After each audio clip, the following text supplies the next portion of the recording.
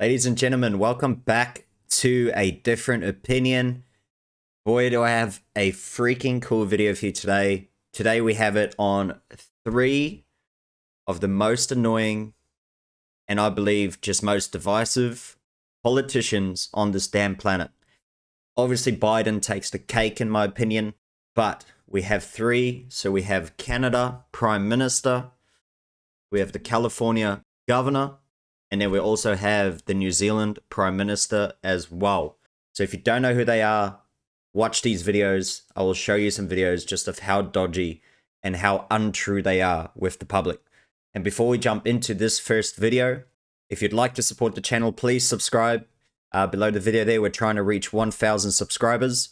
Also, leave your thoughts and your opinions in the comments, please. It's always interesting. And also like the videos that you do like. So we'll jump straight into this one here. We'll start with the Canadian Justin Trudeau, just how divisive he is. Let's have a bit of a look.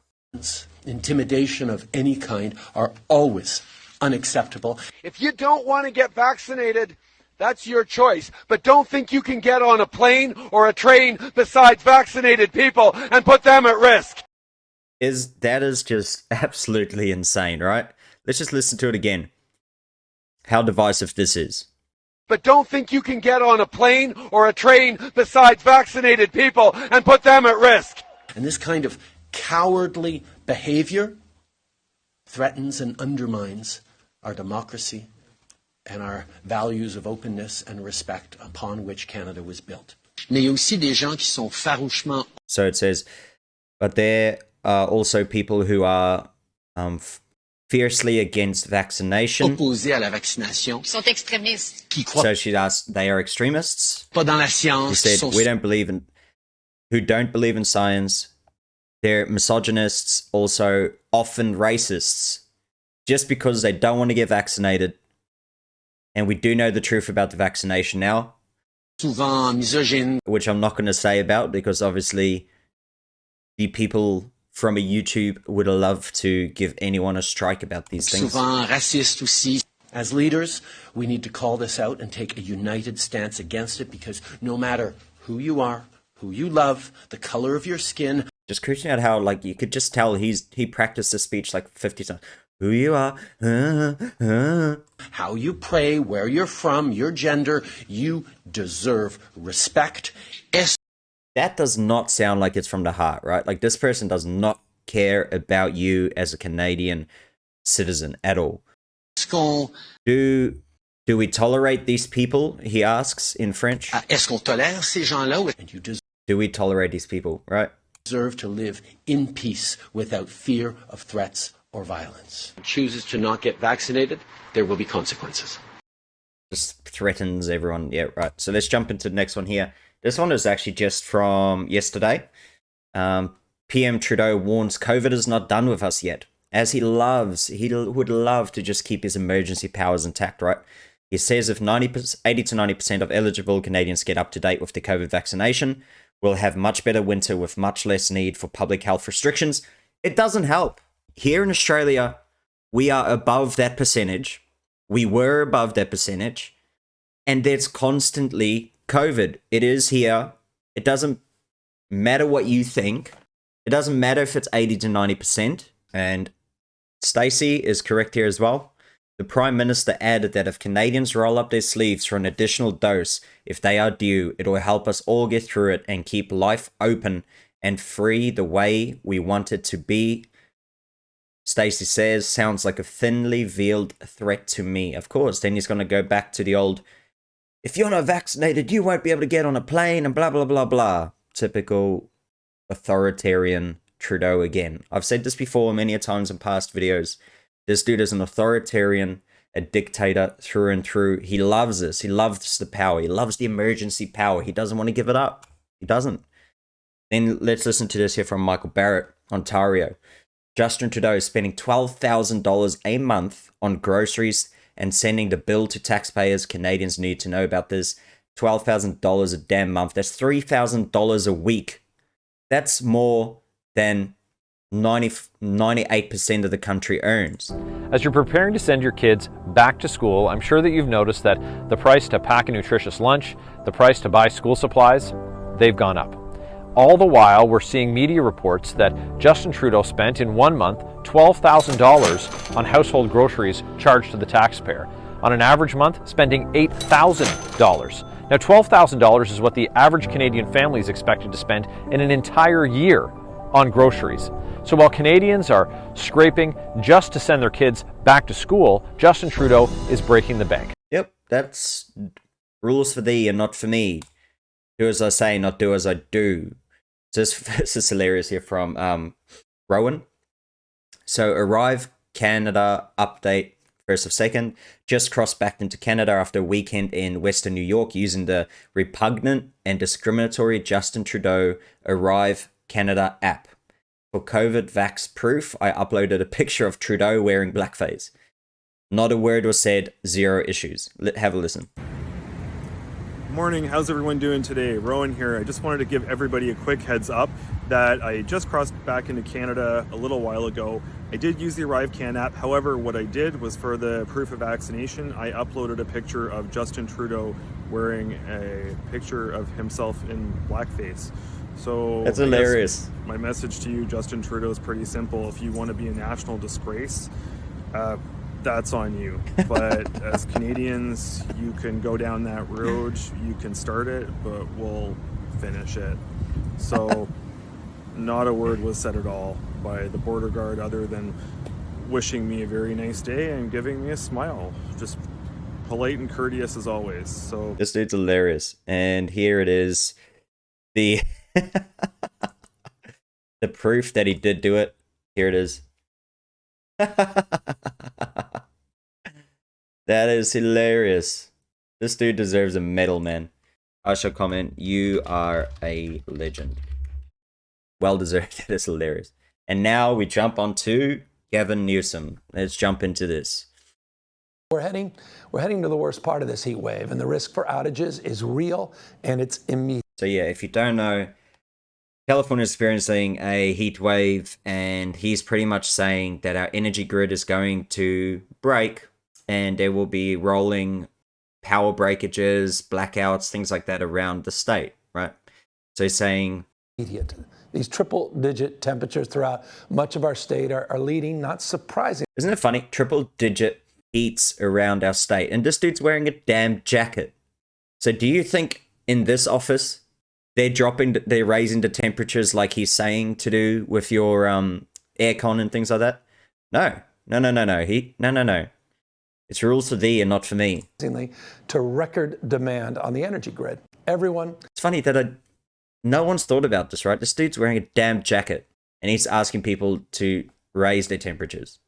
Has to do their part to help step up for just a few more days. Individuals, the state, industries, business, all doing their part to help reduce strain on the grid. Now, here's specifically what you can do. In the early morning hours, particularly tomorrow and the next day or so, pre-cool your home. Run your air conditioning earlier in the day when more power is available. And we encourage you to close your windows and blinds to keep your home cool as well. And today and tomorrow afternoon. Welcome to the 21st century in the richest state of America. After 4 p.m., in particular 4 p.m., please turn your thermostat up to 78 degrees or higher and avoid to the extent possible using any really large appliances. You can visit flexalert.org to learn. Hilarious. Absolutely hilarious. And here we go. Homelessness is my number one priority, Mr. Gavin Newsom says, right? Every damn year. Let's have a look. And this is like pretty much everywhere in some of the biggest cities in like LA, San Francisco especially.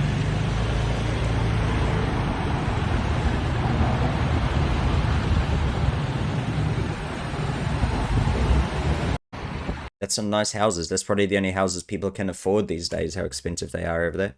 And here we go again. So remember when the mayor of San Francisco, I don't even remember our streets looking like they do now under the leadership.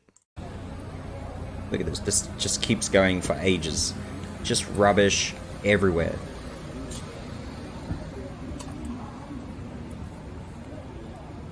Just constant. Like, everywhere.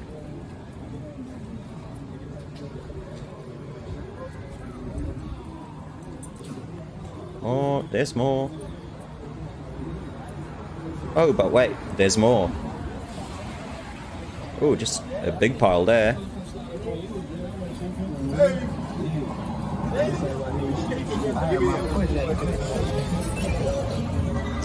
Even more. What a surprise.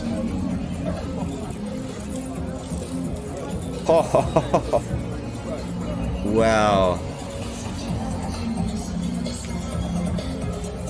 Cars are just parked in this. Look at it. Man, if these like, you know, the greenies, the people that want to clean the earth up, if they really wanted to, more than half of this damn rubbish that we just seen, right, is from McDonald's. So you would be getting rid of these fast food companies because this is all just damn fast food. Let's be real, right? Let's be real. And now we jump to New Zealand for our third and last guest appearance from Jacinda Ardern, who is also an authoritarian and who can never, not once have I noticed that she has ever said that she is wrong. Let's jump into this. So this is pointing out, so what they're pointing out here is that the Kiwi Saver is like the government saving program where if you put, let's say, $50 into it a week from your pay, the government matches that $50. And then when you're old enough, I think 65, I believe it is, you can withdraw this money and use it for your retirement, right? So they made big changes to it. And they didn't even want to tell the public about this in the press release. Let's listen to this. This lady calls her out, so well done to her. Continues to defend its attempt to introduce a tax on KiwiSaver. So a tax on KiwiSaver, literally the thing that's untaxable because it's for your retirement, they want to try and tax without even telling you. Fees, then ditching it 24 hours later after public backlash. While it won't go ahead now, the decision-making process behind it not featuring in a press release about the tax changes is not yet clear. Prime Minister Jacinda Ardern joins us this morning. Good morning. Okay, now we listen to the rest of this interview. It is so funny. Just look at her. Like, right? This is the Prime Minister of New Zealand. This person here, all right? When you listen to her, just think that this person runs the whole country. The way their facial, the reaction, the way I'm better than you guys type of, you know, feel that you get from her. So let's listen. Okay, so the consultation began October 2020 when you were going through the papers, and in the cabinet meeting you knew that there would be mixed views, yet the press release had no mention of it at all. Why is that when clearly, as you're saying, you knew there would be contentious opinion, it would be contentious? There was some in favour, some opposed. So look, ultimately it was, as you described. Just how she, like, see, listen to how she just kind of talks about it. She's some of it, but like, you know, I'm dismissing what you're saying, really. Opposed. So look, ultimately it was, as you described. Yeah, indeed. Well, look, as you've described, it was. Isn't it funny? Like, just look at the face there, and then just look how it changes. Same as Justin Trudeau. Have you noticed how he goes like this, and then suddenly changes, and then back to like a serious, annoyed face? Yeah, indeed. Well, look, as you've described, it was an omnibus bill. So there, even though the whole thing was released, so everything was put out, but what you're talking about is just the covering press statement by the minister. He was, of course, making judgments over those things that would be of the most public interest. Look, it should have been included. There are a number of other things included it should have been, so I'm not going to argue with that. Did you see that press release before it went out? Yes. Please make your own mind up on this. Do you think she's lying here with this answer? Just have a look. This is already kind of... Oh, Lord, please give me an answer here. Let's have a look. I don't believe I did, but that does... I don't believe... Yes, you definitely. I don't believe I did, but that's neither here nor there, Melissa. I think ultimately... I think it does matter, yep. I think we all agree now that it should have been. I think, I mean, what at people the same want time, to know was acknowledging the whole thing. And then overtalks her, right? Deliberately the whole left thing off. was released, though, just to be clear. Everything was put out. This was just the covering press statement. It was, but when it's put out in a big bundle for the public and not kind of pointed out as one of the key features, it could be seen as hiding it. Not the intention. As I say, this is something IRD started work on in 2017. It was consulting on with those affected in, as I say, I believe it was October 2020. So no, not at all. And keeping in mind, for some fund managers, so this is a GST charged on service fees. You can tell when she gets excited, when she's like, yeah, I got something cool to say here, then she starts clapping her hands like a freaking child, right? It reminds me of Kamala Harris, how she just laughs the whole time whenever she's, you know, when something's going on. So it was characterised as being on all contributions by some. That wasn't the case. So highly relevant to fund managers. Some who are already applying it, for instance. But look... Let's just keep talking over you. I don't care what you got to ask me. Ultimately, I'm not going to disagree with you because we've moved away from the policy and there's good reason for that. Oh, yeah, I'm so annoyed with you. Thanks for bringing this back up. You should never talk about this. Did you not know about this? When you say that it's a tax on the fee, do you run the risk, though, of insulting public intelligence and that they know that then gets passed on to them, which is then wiped off their KiwiSaver accounts? No, not at all. Not at all. The only reason I point that out is because I saw in the early stages of the debate that clarification and some of the... Let's backtrack. Okay, let's keep going here. So Jacinda Ardern, side effects of the vaccine just means it's working. Adding they are a lesser degree of the booster than the second shot. I heard Dr. Bloomfield at the beginning of the week mentioned the side effects that people... Just look at her facial the whole time. Like, experience with settle down. vaccines, Just talk with a normal, straight face without moving your head everywhere. Seriously. Have come to expect a sign that the vaccine's doing what it should. He did note that they appear to be of a lesser degree for the booster than, for instance, say the second. So if that's cause for anyone's hesitancy, I thought side effects that people experience with vaccines. Side effects that people expect of vaccines? We all have come to expect a sign. We expected it, did we? No. You guys said there's no side effects. That the vaccine's doing what it should. So having side effects means that it's working, right? Oh my lord. He did note that they appear to be of a lesser degree for the booster than, for instance, say the second. So if that's cause for anyone's hesitancy, I thought it was a notable observation from our director. Even though everyone I know that's got their third shot has been hit worse compared to any of the first two shots, right? I've had two. I wish I never did. I did, and it didn't help me when I got COVID. Wish I never got it, but here we are. All right, next video we go. So from Avi Yemini, if you don't know the story, is an Australian journalist. He tried to go to New Zealand when they were doing the protest against this person, Jacinda Ardern, and saying, you know, that she's too controlling, she's messed up the country, which, I mean, they got some grounds there. And he was not allowed into the country. All right, so let's have a listen. And this was like an aimed attack at him too by the police.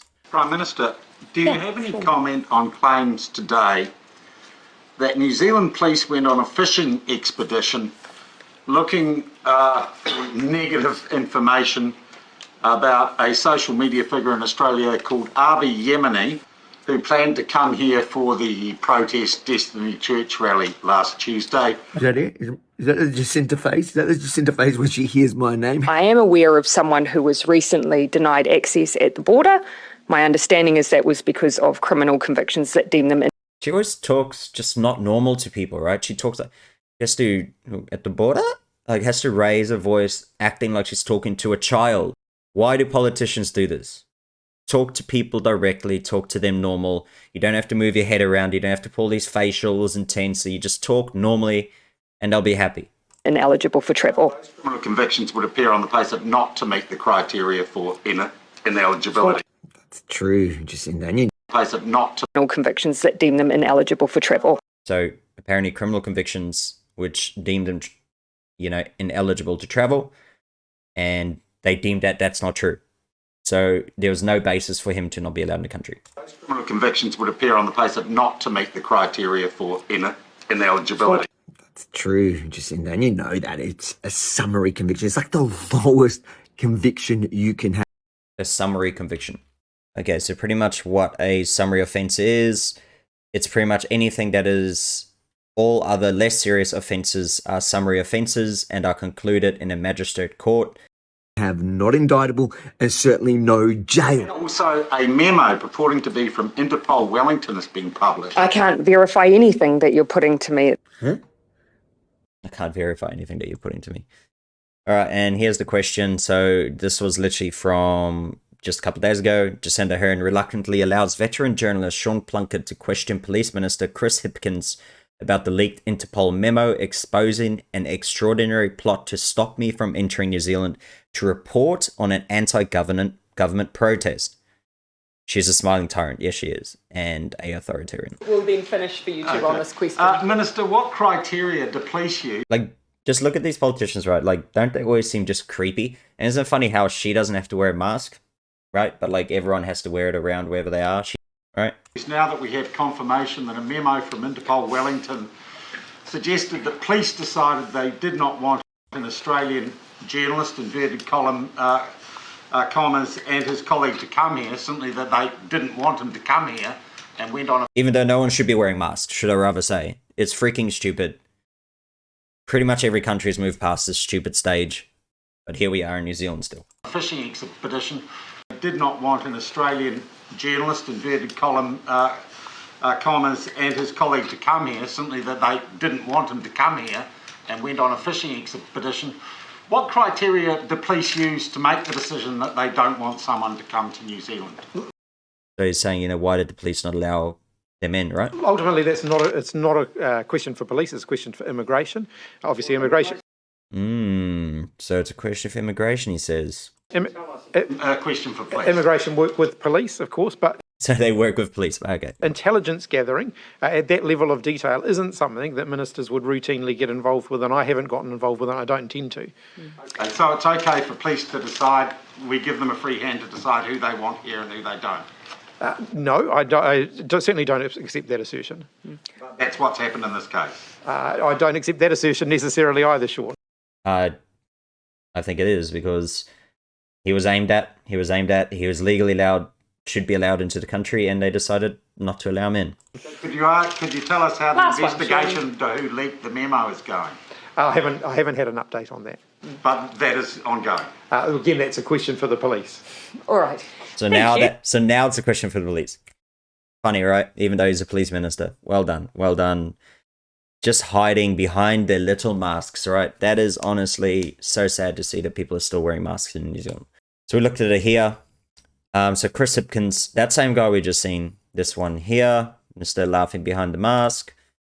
The Northland lockdown amid calls for responsibility over government blunders. So what happened was, so here, new documents released under the Official Information Act have revealed truth about the highly publicised case of 3 women who travelled from Auckland to Northland in October 2021 in the midst of Delta outbreak, putting Northland into an alert level 3 lockdown, all right? The OIA papers show the woman who had earlier been blamed for using false information, even though they never did, to get travel permits, had no links to gangs and weren't sex workers as had been suggested. So media and things are running with this, saying it's sex workers, they're part of gangs, blah, blah, blah, blah.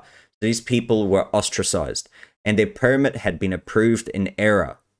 Hipkins claimed there was nothing new in today's reporting, as the error that led to Northland lockdown in October last year was made public.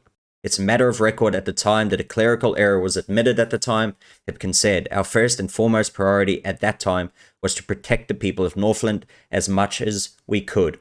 So literally, their error, blamed it on people, publicly. They went into a stage 3 lockdown, which they never should have been anyway.